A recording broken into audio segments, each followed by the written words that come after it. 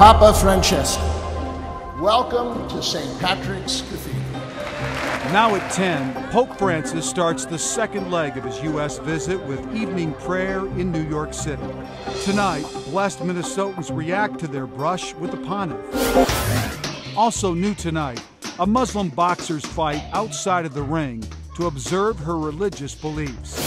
Quite a test for the best in the West. We'll have the latest on the Lynx Championship chase. We'll have those stories in a minute, but we start tonight with breaking news out of St. Paul. Police are investigating an officer-involved shooting. The gunshots rang out just before 6:30 on the 600 block of Canton Street, right off of 7th Street West. Jay Olstead has been on scene for the last several hours, gathering details. He joins us live now with the latest. Jay? Yeah, Randy, police remain on scene here at this officer-involved shooting. It happened about a block from where I'm standing here in St. Paul. What we can tell you is one man is dead, shot and killed, according to family, in front of his fiancée and baby. It happened earlier this evening on the 600 block of Canton Street here in St. Paul. Family members say the man who was killed suffered from schizophrenia and had just gotten out of the hospital Friday. The sister of the man's fiancé says family called police after the man was apparently hallucinating and cutting himself. St. Paul police would not say what led up to this shooting, but did say the man was suicidal. He didn't threaten anybody. He was trying to elude them, and they kind of cornered him, and whatever he had in his hand, he would not drop. In the meantime, no officers were injured. Family of the man say he was on a waiting list for an inpatient mental health care facility. Randy? All right, thank you, Jay. Anoka County investigators now believe that a 76-year-old Columbia Heights man who was shot in a home invasion Tuesday night was targeted by the suspect during a shopping trip. Surveillance pictures from the target on Central Avenue show a dark-colored car, likely a Dodge Charger, pulling up next to the victim's vehicle. No one left that car, and that same vehicle was seen following the victim out of the parking lot. Police say the suspect followed the man through his garage, fired at him several times, and then stole his wallet. There are no arrests in the case. New insight tonight on the deadly bus duck boat crash in Seattle that killed 4 international college students. An SUV driver says the bus and the amphibious vehicle were heading in opposite directions on the bridge. That witness says the duck boat's left front tire locked up and sending it swerving into the tour bus. Dozens of people were also injured. In New York tonight, a call to serve through prayer. Pope Francis talked about sacrifice and hard work during Vespers at St. Patrick's Cathedral. May Almighty God bless you, the Father, and the Son, and the Holy Spirit. Amen. The Pope received resounding applause when he thanked and blessed women of faith, calling them fighters on the front lines in service to God. As he made his way to the altar before the service, the Pope stopped to greet people in the pews, including a girl in a wheelchair and a mother holding a baby. Powerful moments echoed by a Minnesota community activist and the auxiliary bishop of the Twin Cities Archdiocese, who met the Pope in Washington hours earlier. It was just like touching the face of Jesus. I mean that. He's a very warm, spiritual, loving man, and he has the heart of Jesus. The world's getting to see is that he's a man who wants to highlight the dignity of every person, and you certainly feel that when you're in his presence. The Pope finished his visit in Washington with an historic address to the Joint Assembly of Congress. He called for respect for life at every stage, along with an end to the death penalty. He also urged all Americans to help impoverished immigrants who want a better life. That was a real key message with given what we're seeing in Syria and the call to use the golden rule and to treat people like you would expect to be treated. That was a fundamental beginning. He spoke about the common good, and he spoke about humility. And I think that was a very good reminder for all of us in the Congress.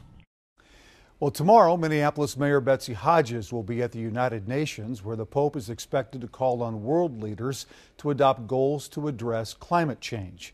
The pontiff will then participate in a multi-religious service at the 9/11 Memorial and Museum. He will also visit children at a school in East Harlem. The papal motorcade will then drive through Central Park to Madison Square Garden, where he will hold Mass. A Twin Cities teenager with a passion for boxing is fighting for clearance to compete in a bout tomorrow night. She wants to fight while wearing her Muslim headscarf. But USA boxing officials say that request violates the rules.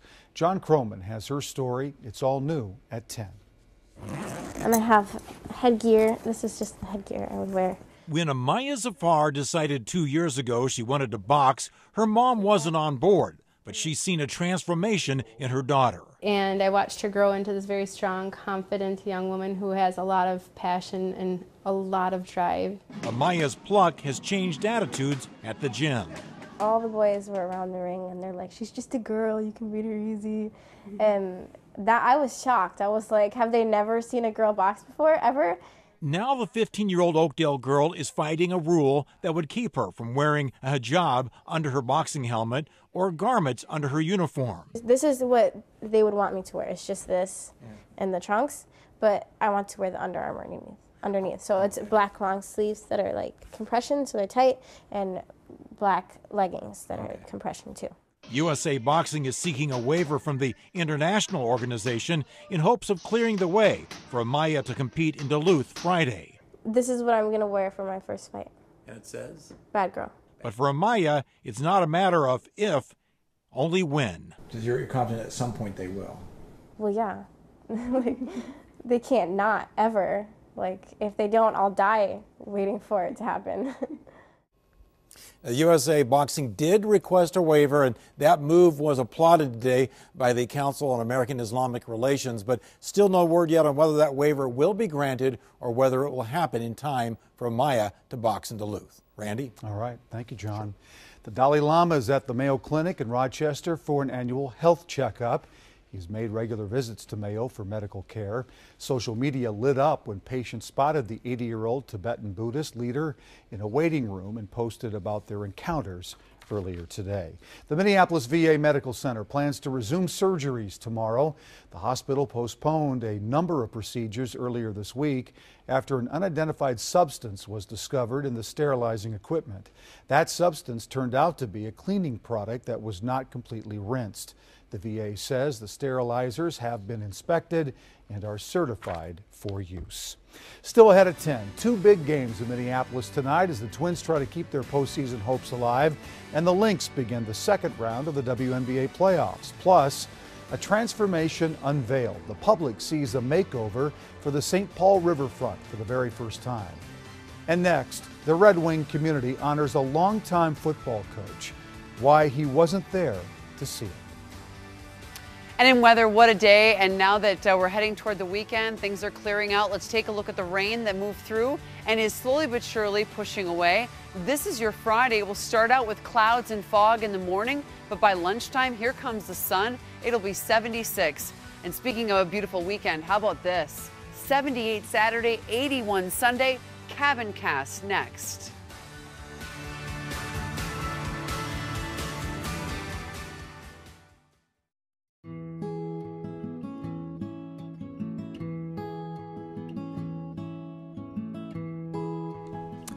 The Minnesota Football Coaches Association, who started the Tackle Cancer campaign 4 years ago, has a motto which says, "We are the keepers of the game." Well, in Red Wing, longtime football coach Russ Marshall lived those words and changed countless lives along the way. Sadly, he wasn't there last Friday night to witness that community's ultimate thank you.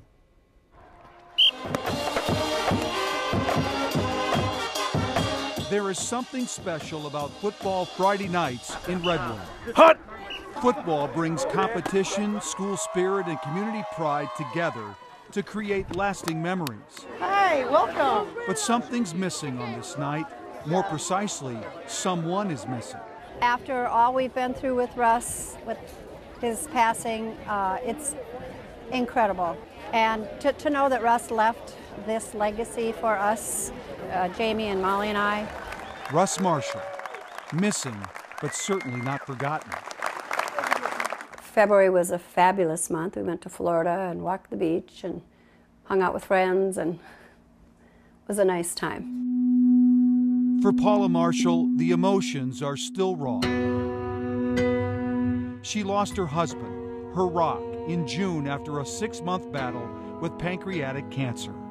This big man with a booming voice who coached football and taught life lessons to young boys for 41 years in Red Wing, gone.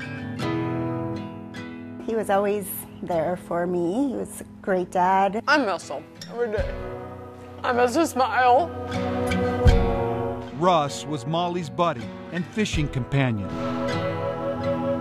He lived long enough to see Jamie get married.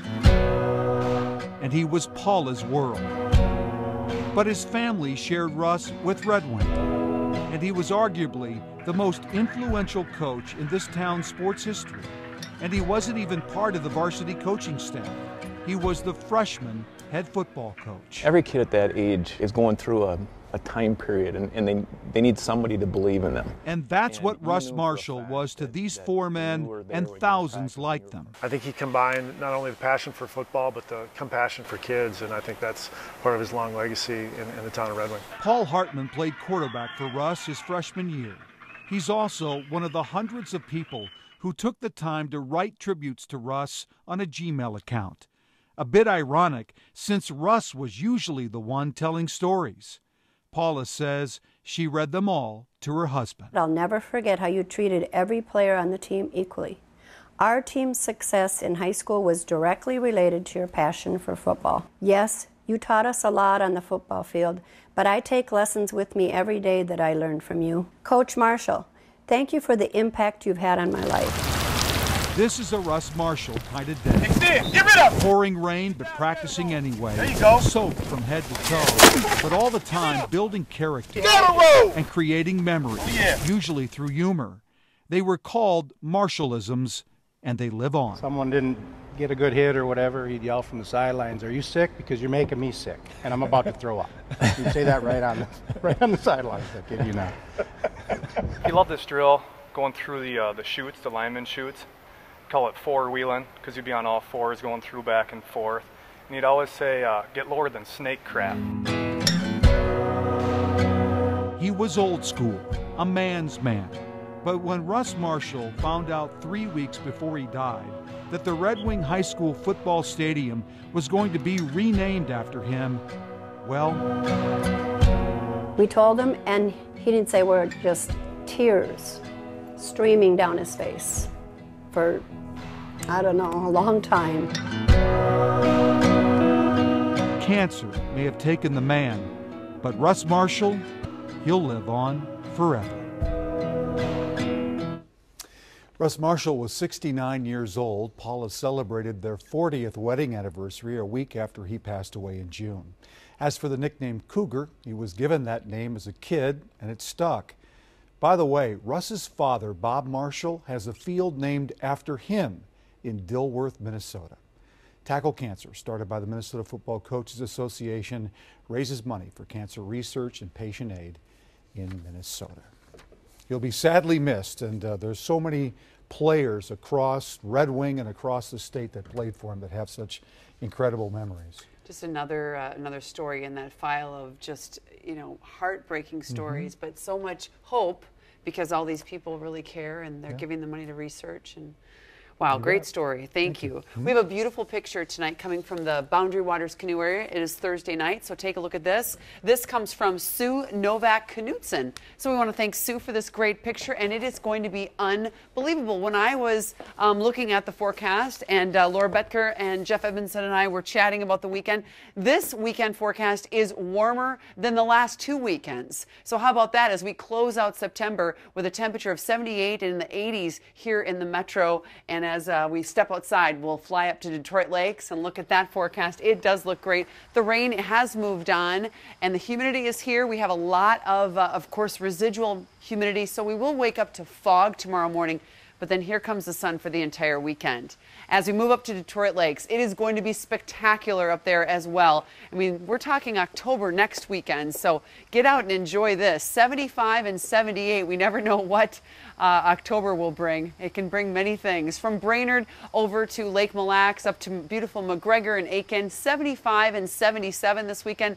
Couldn't be nicer. The North Shore is reporting 50% color, and many of the pockets, I can only imagine what some of those trails will look like. Of course, Mount Oberg and the Temperance River and all those beautiful overlooks. Look at this forecast, 74 and 77, and then we fly down into gorgeous northern Wisconsin, which will be beautiful as well, 75 and 76 for the upcoming weekend. So it's really coming together to be beautiful once again on the weekend days, which doesn't always happen, but this month we've been very lucky. We have some great photos coming in from Facebook and Twitter tonight. Look at this tree filled with apples.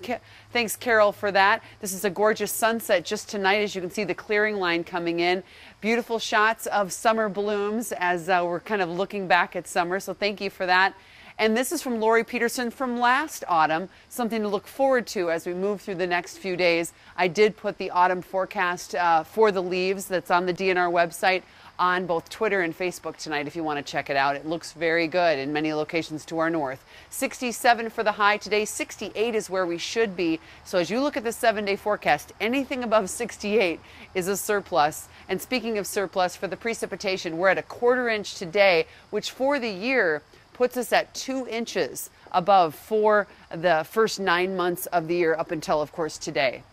We did top out at 67 here, 73 in Princeton, 72 in St. Cloud, and 66 degrees in Glencoe. So we take a look at the computer cache. You can see just a little bit of rain finally pushing away. The storm is actually pushing to the west. It's retrograding and moving away. The clouds will hang tough for the morning tomorrow, so don't think you're waking up to sunshine tomorrow. Clouds and fog, but then by lunchtime in Red Wing and many other places, it's going to be great. 76 degrees tomorrow in the Twin Cities and all across the state in the 70s. And then we move into the weekend, 78 and 81. We also have a super moon lunar eclipse to cap off your weekend, so put that on your calendar, 9:47 on Sunday night. Monday, mostly cloudy, a couple thunderstorms and showers Monday night into Tuesday. And then Wednesday and Thursday, we cool down to average. And the sun is right back out again, 65 and 68. So one of the nicest Septembers that I remember. Just beautiful. It looks great. Thank you, Belle. All right. People in St. Paul got a first look at what a boardwalk along the Mississippi River may look like as part of a 10-year makeover. Mayor Chris Coleman unveiled the 17-foot-long model of the plans at Union Depot tonight. The 1.5-mile elevated pedestrian path also includes new parks, retail space, and an area for a potential beer garden. Downtown St. Paul is going through a renaissance of activity, and this will just be one more reason why people should come to downtown St. Paul. The River Balcony project will take place in phases as both public and private funding comes through. The first phase includes luxury apartments, a hotel, and a destination restaurant. A new look is coming to the Minneapolis riverfront as well. The Park and Rec Board approved a design for a portion of the Central Mississippi Riverfront Regional Park called Waterworks. The 4 acres of land includes walking and biking paths and easy access to the river for canoeists and kayakers. Coming up, the Gopher football team prepares for this weekend's big homecoming game. Plus, the Twins have some trouble extending that winning streak tonight. Sports is next.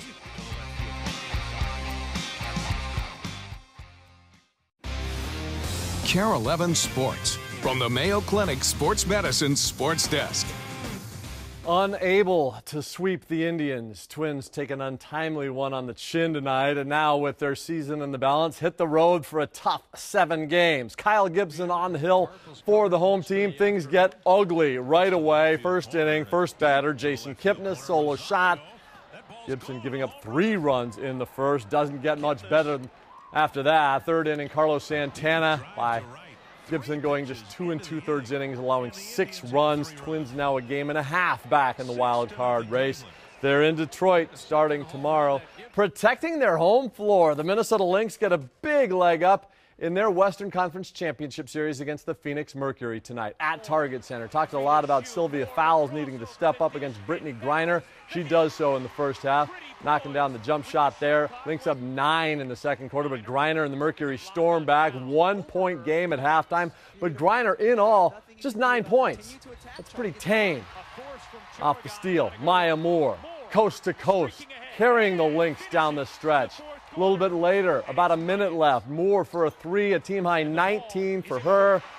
But the big steal of the show tonight, double-doubles for both Fowles and Rebecca Brunson. Lynx take game 1 67-60, game 2 Sunday in Phoenix. We came out flat, and you know, it's kind of, I guess, you know, not surprising when you come off the kind of series we came off of with LA. Quick turnaround, and we just, you know, we were flat. And, you know, I was worried before the game, you know, some of the things I saw, and we just said just keep fighting through it. You know, they knew it, and we were just trying to push through it and kind of hang in there. I knew it was going to be important for me to get us going in the beginning of the game. You know, they're a team that comes out aggressive in the beginning, in the first quarter, and things weren't really going our way, so I just tried to do whatever I could to uplift us. Preseason puck, the third game for the Minnesota Wild in Columbus. Former Gopher Eric Holla with the rebound. Goals not in short supply for Minnesota as they win their second in a row, 5-2 the final. Saturday, they'll be in Edmonton. We've got a football feast again this weekend with both the Gophers and Vikings playing at TCF Bank Stadium for the U of M. It's homecoming against Ohio University. So far for the Maroon and Gold, a 2-1 record, but still no dominant performance by any stretch, especially from quarterback Mitch Leidner, who takes responsibility for last week's struggle. I basically just called him and said, hey, coach, you know, I'm sorry I didn't get the offense going like I wanted to today, and you know, it's basically ended it at that. You know, Coach Kill, you know, told me a couple things, but after that, you know, I just felt like it was the right thing to do. You know, game had kind of been eating at me a little bit, and be able to call him and let him know that. You know, I'm going to bounce back from this, and I'm going to come back, and I'm going to work extremely hard, you know, like I have been doing, and get this offense ready to go. And a real heads-up play during a Texas high school game for a referee. The extra point goes off his noggin, then off the crossbar, and then through. Ref is considered part of the field play, and so the good news is he was okay. But a crazy play, and it's good. It's all good. That's sports. KARE 11 News back after this.